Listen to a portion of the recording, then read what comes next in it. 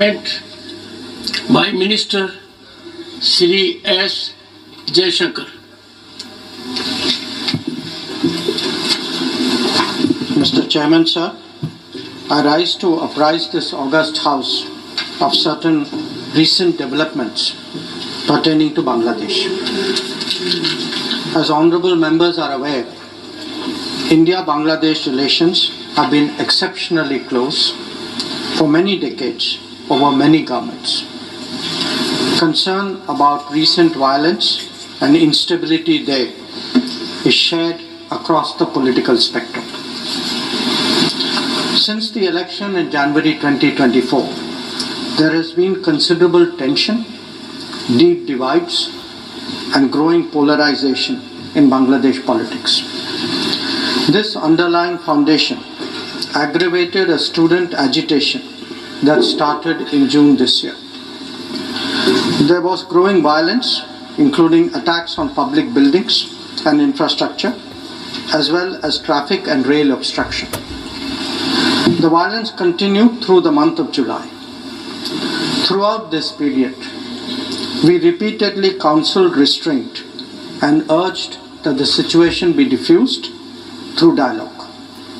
Similar urgings were made to various political forces with whom we were in touch. So, despite a Supreme Court judgment on 21 July, there was no let-up in the public agitation. Various decisions and actions taken thereafter only exacerbated the situation.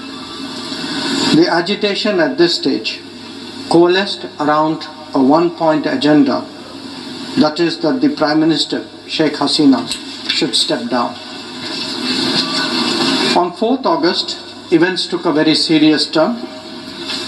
Attacks on the police, including police stations and government installations, intensified even as overall levels of violence greatly escalated.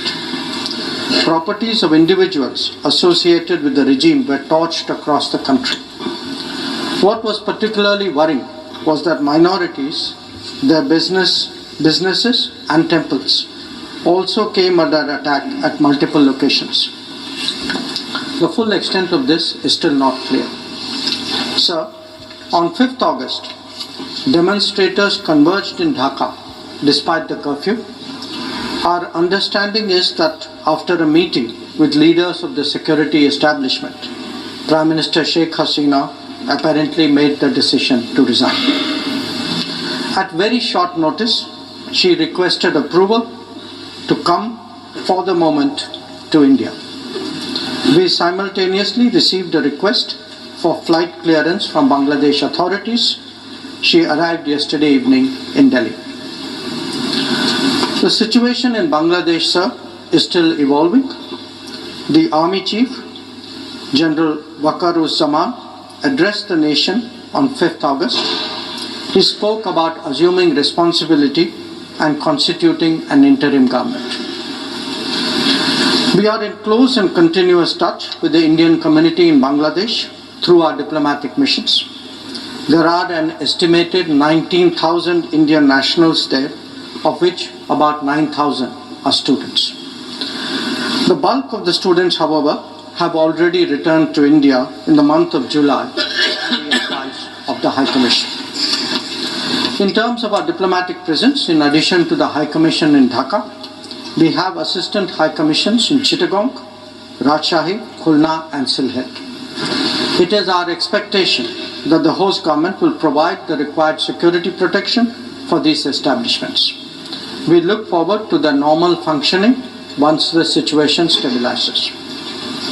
Chairman, sir,